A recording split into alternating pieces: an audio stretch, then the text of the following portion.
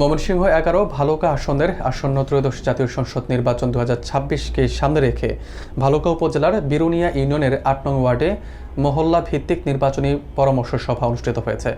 শুক্রবার সন্ধ্যায় বিরুনিয়া ইউনিয়নের টানপাড়া এলাকায় 8 নং ওয়ার্ড বিএনপি এবং এর অঙ্গ সহযোগী সংগঠনের উদ্যোগে এই সভার আয়োজন করা হয়। বিস্তারিত থাকছে সাইফুল ইসলামের প্রতিবেদনে। সভায় বিএনপি নেতা মোহাম্মদ আতিকুল ইসলামের সভাপতিত্বে প্রধান অতিথি হিসেবে উপস্থিত ছিলেন উপজেলা বিএনপির যুগ্ম আহ্বায়ক ওসমান গনি মাখন।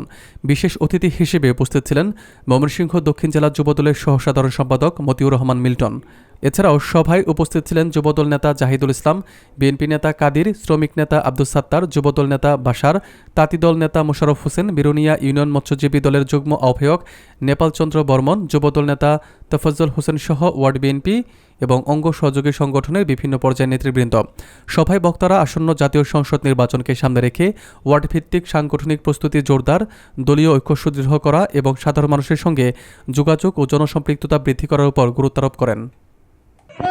বিএনপি থেকে মনোনীত প্রার্থী জনাব ফখরুদ্দিন আহমেদ বাচ্চু সাহেব, ওনার প্রত্যেক দানের শীষ আজকে এখানে আসছি আপনাদের সাথে মত বিনিময় করার জন্য। আগামী নির্বাচনে আমরা সকলে ধানের শীষে ভোট দিয়ে বিপুলভাবে বিজয়ী করব। আমাদের একজন সৎ, মেধাবী, দক্ষ নেতাকে নির্বাচিত করতে পারলে এই ভালুকা জনগণের উন্নতি সম্ভব বলে মনে করি।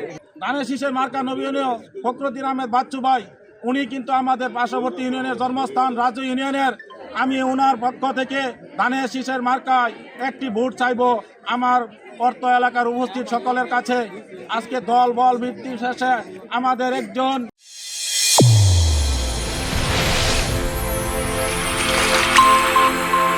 চ্যানেল A1 হৃদয়ের স্পন্দন।